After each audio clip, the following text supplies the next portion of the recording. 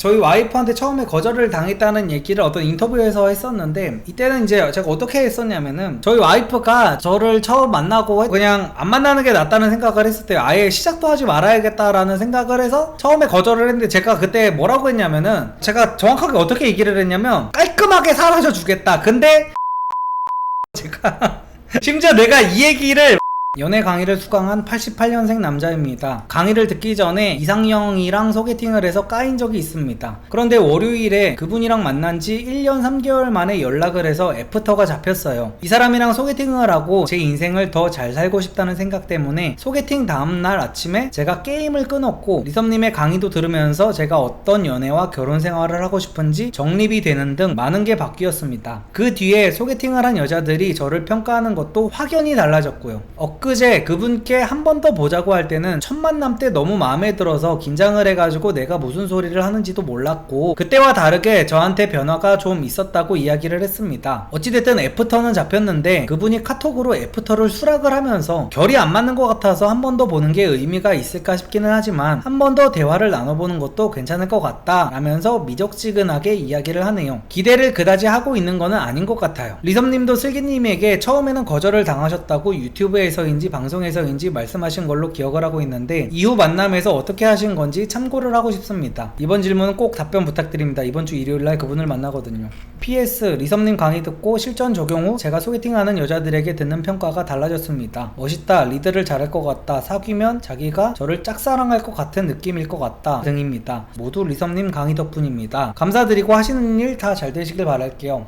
장문의 질문이었는데, 결국에는 요약을 하면은 한 번 소개팅을 했다가 이상형을 만났어요. 이분이 이상형을 만났는데 까였는데 그 뒤로 특훈을 한 거야. 특훈을 해가지고 뭐 제 강의도 받고 뭐 게임도 끊고 뭐 어떻게 해가지고 자기 개발을 엄청 해가지고 카톡 프사도 바꾸고 해가지고 애프터를 다시 잡은 거야. 다시 잡았는데 이 여자가 하는 말이, 다시 만난다고 해도 바뀔 거는 없지만 그래도 한번 만나보겠다, 이렇게 뜨뜻미지근하게 한 거예요. 근데 이제 일단 만나기로 했다는 것 자체가 이제 가능성은 어느 정도 있는 것 같고, 근데 이제 제가 저희 와이프한테 처음에 거절을 당했다는 얘기를 어떤 인터뷰에서 했었는데, 이때는 이제 제가 어떻게 했었냐면은, 그리고 저희 와이프의 입장도 이거는 좀 들어봐야 되는데, 저희 와이프가 저를 처음 만나고 했던 얘기가 뭐였냐면은, 저희 와이프가 그 장모님이랑 원래 둘이 살았었어요. 둘이 살았는데 저랑 이제 만나면은 무조건 결혼을 할 것 같았대요. 저희 장모님이 저희 와이프를 어릴 때부터 혼자서 정말 애지중지 키워주셨어요. 그래가지고 엄마랑 그냥 평생 살 생각이었던 거야. 와이프한테 그때 듣지도 않았었어. 나는 장모님 때문에 나랑 안 만난다는 얘기를 듣지도 않고 그냥 나랑 만나기 싫다는 거야. 그냥 그래가지고 내가 3번만 만나보자고 그냥 돌직구로 박았죠. 그냥 그래가지고 슬기가 그러면은 뭐 알았다고, 그러면 3번 만나, 똑같이 얘기했어. 3번 만나보긴 하는데 내 마음이 바뀌지는 않을 것 같다라고 얘기를 했었거든요. 근데 저는 자신있게 3번 만나면은 무조건 나 만날 수밖에 없다고 그냥 그렇게 해가지고 3번 거의 그냥 우격다짐으로 그냥 만나는 걸로 이제 수락을 받은 다음에 그냥 3번 만나고 나서 사귀고 3개월 만에 결혼하기로 하고 결혼한 거죠.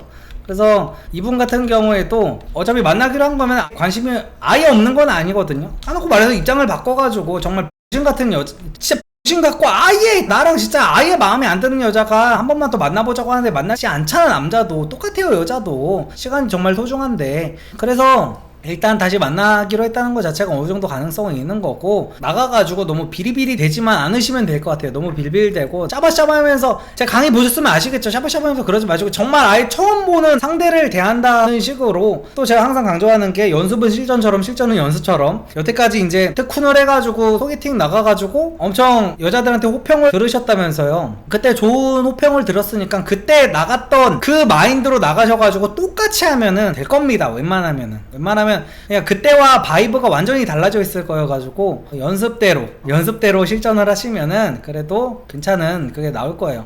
아무튼 이번 주 일요일날 보신다고 하는데 잘 하고 오셔가지고 성공적인 후기 들려주시길 바랍니다. 저는 연애 강의 듣고 결혼 3개월 전입니다. 아이고 축하드립니다. 연애 강의 5회 독함.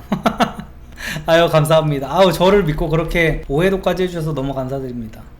저번 주를 비롯해서 몇 주 전 라이브 방송 때도 남성은 성욕 해소를 하고 싶은 느낌을 주는 여성과 마음으로 사랑의 감정을 느끼는 여성은 별개라고 말씀하셨습니다. 그러면서 대다수의 여성들, 특히 남자 경험이 부족한 여성들의 경우 이거를 이해하기 힘들 거라고도 말씀하셨던 걸로 기억합니다. 그렇다면 반대로 대다수의 남성들, 특히 여자 경험이 부족한 남성들이 도저히 이해하기 힘든 여성들의 특성은 무엇이 있을까요?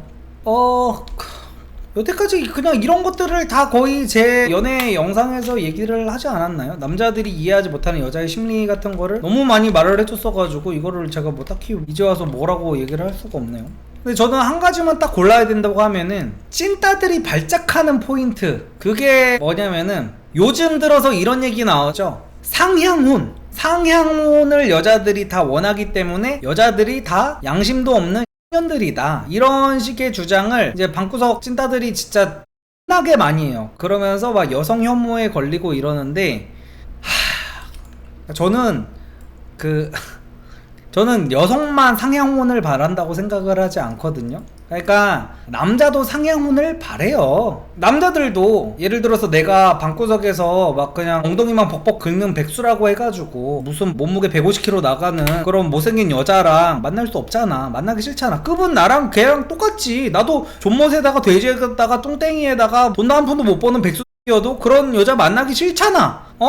모든 사람은 다 나보다 좀 나은 사람을 만나고 싶어. 상향혼이 당연한 거야. 그거 인간의 본성입니다. 그냥 조금이라도 나보다 나은 사람을 만나고 싶은 게 그냥 당연한 거지. 그래서 나는 그런 상향혼을 하고 싶은 심리 자체를 까는 애들 자체가 더 찐따 같다고 약간 보는 주의예요. 남자도 상향혼을 원하잖아. 여자는 약간 금전적으로 상향혼을 바란다고 치면은 뭐 금전적이라든지 지위라든지 뭐 이런 거를 예를 들어서 남자를 만날 때 자기보다 뭐 돈을 10원 한 푼이라도 더 잘 버는 남자를 원한다고 쳐 일반적으로라고 했습니다.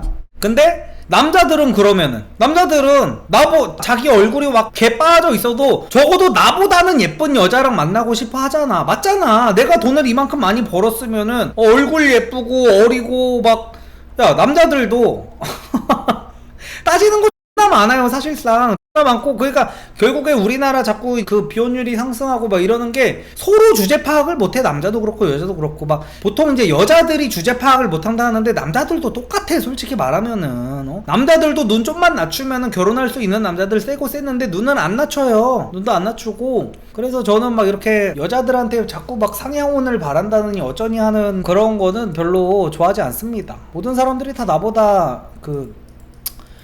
그리고 여자들이 상향혼만 바라다가 노처녀가 된다고 해가지고 뭐 나한테 피해 주는 거 있나요? 없잖아. 본인들한테 피해 주는 게 없잖아. 상향혼 바래서 정말 동화 속 왕자님만 바라고 백마탄 왕자님만 바라다가 자기 좋은 시절 다 가고 막 40대 되고 50대 됐어. 그때 되면 후회하면 누가 후회하는 거야? 본인 인생 조진 거고 본인이 후회하는 거죠. 근데 그런 거 갖다가 뭐 미친년들 어쩌고 하면서 뭐 그렇게 뭐가 있어? 그래서 저는 그렇게 생각합니다. 그냥 굳이 막 특히 여자 경험이 부족한 남성들이 도저히 이해하기 힘든 여성들의 특성이라고 하셔가지고 제가 이 얘기를 한 건데, 상향은 뭐 딱히 그렇게 저는 막 나쁘게 보지 않습니다.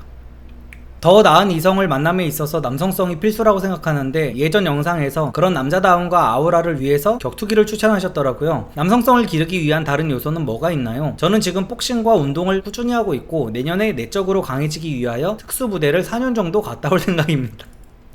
굳이? 굳이요? 더 나은 이성을 그러니까 다른 게 아니라 지금 이유가, 그러니까 특수부대가 나쁘다는 게 아니에요. 의미 없다는 게 아닙니다. 근데 이유가 더 나은 이성을 만남에 있어서 남성성이 필수라고 생각하기 때문에 특수부대를 4년을 가는 왜 이러는 거야 정말.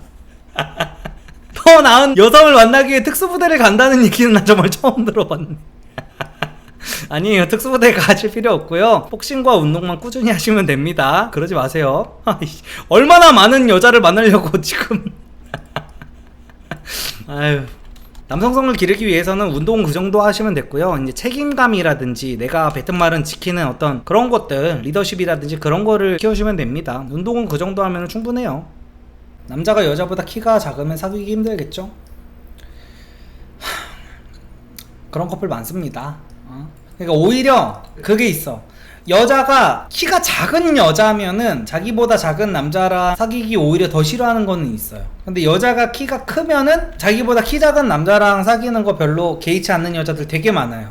그러니까 원래 자기한테 없는 유전자를 상대한테서 끌어오려고 하는 게 본능이어가지고 오히려 키가 큰 여자일수록 남자 키에 좀 더 관대한 경우가 많습니다. 물론 말로는 자기가 키가 크니까 자기보다 좀 큰 남자를 만나고 싶다고 할 거예요. 근데 그러니까 모든 여자가 이건 똑같잖아. 모든 여자가 자기보다 큰 남자를 만나고 싶어 하지만 그렇지만 그 둘 중에 양보해야 되는 일이 생긴다면은 그냥 소거를 해야 되는 상황이 와. 예를 들어 남자의 키, 외모, 재력, 명예, 집안 이런 것 중에 소거를 해야 되는 그게 오면은 그러니까 키가 작은 여자보다 키가 큰 여자가 더 먼저 키를 소거를 하게 된다는 거죠.